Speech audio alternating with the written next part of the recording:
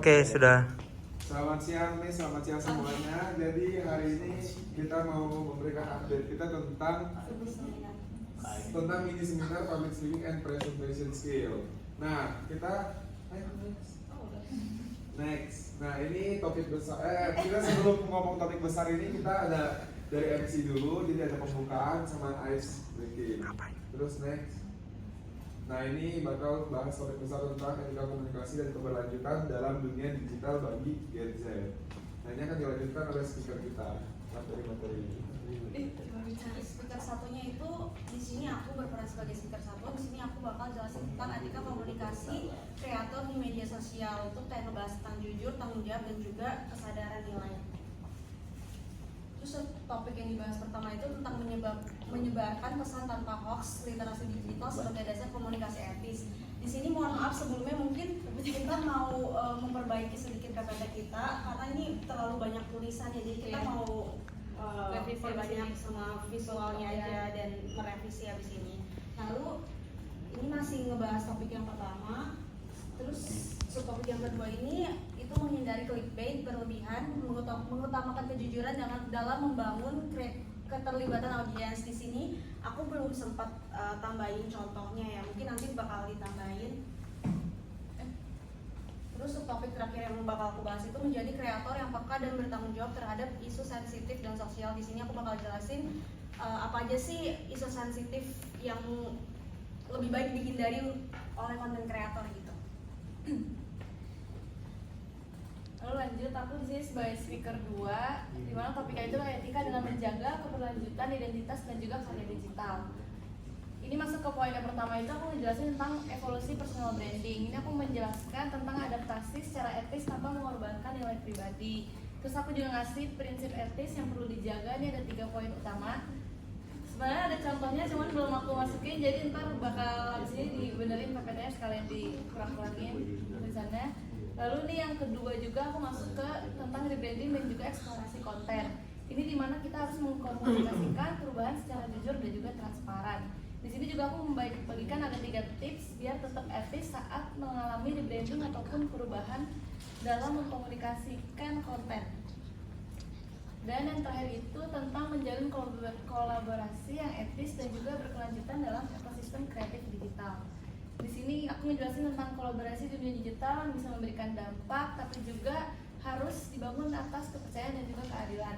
Di sini aku juga menjelaskan tentang cara-caranya agar kolaborasinya itu tetap etis dan juga tetap berlandaskan etika. Oke, selanjutnya saya jadi saya ini bahas tentang etika produksi konten digital sebagai tanggung jawab sosial. Untuk subtopik yang pertama itu ada menghindari eksploitasi isu viral, menjaga sensitivitas dalam produksi konten. Ini ngejelasin kayak isu viral itu jadi orang jadi kayak cuma mau viral gitu bikin video, tapi kayak nggak peduli itu positif atau negatif. Sebenarnya ada contohnya lagi cuman belum dimasukin. Terus yang kedua, membuat konten dengan empati, mengedepankan dampak positif daripada sekedar viral. Jadi ini tuh kayak buat ngejelasin kalau buat konten itu mikirin positifnya juga, jangan sekedar buat konten yang mau sekedar viral saja. Yang ketiga, bertanggung jawab atas narasi yang dibangun. Konten bukan hanya karya tapi juga warisan digital. Ini aku ngejelasin kayak setiap konten itu yang kita ngomongin itu berdampak pada masyarakat, terhadap asumsi masyarakat. Jadi kita harus buat konten mikirin tentang omongan yang kita keluarin di kontennya gitu.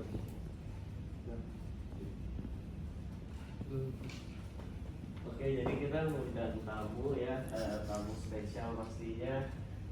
Ada Samuel Fernandio. Kalau yang nggak tahu, dia tiktoker yang lumayan terkenal lah. Dia punya 3 juta followers di TikTok. Instagramnya agak redup, YouTube-nya lumayan. Boleh ngomong kayak gitu.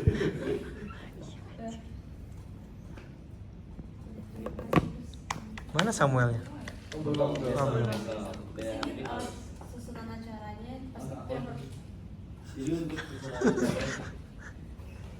susunan acara kita ada opening by MC, introduksi, terus ada lanjut ke ice breaking, itu total 6 menit, terus MC ke aku moderator yang opening, terus introduce speaker 1, 2, 3, dan introduce guest speaker, talk show, terus moderator balikin ke MC sama closing. Mungkin ini openingnya kayaknya nggak sampai 3 menit, mungkin 1 sampai 2 menit aja. Saya tidak salah nulis. Terus untuk progresnya, kayaknya di sini kita bakalan perbaiki visual PPT-nya karena kita sadar masih kurang dan mau membuat lebih menarik. Terus dari kita masing-masing kita udah ada latihan kayak kira-kira berapa menit kita bakal presentasi, dan hari ini kita bakal latihan bareng buat tahu keseluruhan acaranya itu waktunya berapa gitu. Untuk audiensnya kita udah ngumpulin lumayan banyak sih, tapi kita bakal terus cari lagi dan nge-reach orang buat tetap datang gitu. Terus untuk guest speakernya udah aman, udah di briefing juga besok bakal datang supaya nggak telat dan yang lain-lain. Oke, baik, terima kasih untuk kelompok pembicaraan sudah menyampaikan paparannya. Masukan dari saya, yang pertama tentunya adalah kesiapan dari speaker untuk menyampaikan materi-materinya. Sama seperti tadi, pastikan bahwa ketika kalian berbicara, speaker dalam hal ini bukan cuma sekedar yang akan melakukan presentasi ya, tapi active of you. Jangan lupa secara verbal dan juga secara non verbal apa yang harus dihindari, apa yang harus dilakukan itu diperhatikan. Kemudian yang kedua, untuk khusus yang akan melakukan presentasi, speakernya again tidak melihat fokus ke materi presentasinya, tapi fokus ke audiensnya. Lalu lebih jelas untuk artikulasi yang harus yang digunakan ya, AIUEO-nya itu dilatih lagi. Lalu kemudian untuk materi presentasinya itu kalau masukan dari saya, kalian kan sudah menggunakan materi presentasi dengan pattern yang banyak. Nah, karena patternnya itu sudah banyak dan kelihatan cukup complicated, saya setuju tadi kalian bilang mau revisi per slides-nya itu dikurangi kata atau kalimat-kalimatnya yang memang tidak perlu ada penjelasan. Jadi kalau memang ternyata kayak tadi Jessica punya ada poin 1, 2, 3, ya udah ditulis aja 1, 2, 3-nya, tapi tidak usah ada deskripsi atau ada penjelasan lebih lanjut lagi. Jadi cukup poin-poinnya saja, dan itu bisa di slide berikutnya, nggak harus di slide itu. Jadi di slide itu misalkan full cuma description sesuatu, lalu kemudian pindah ke slide yang berikutnya adalah poin 1, 2, 3 dan lain sebagainya.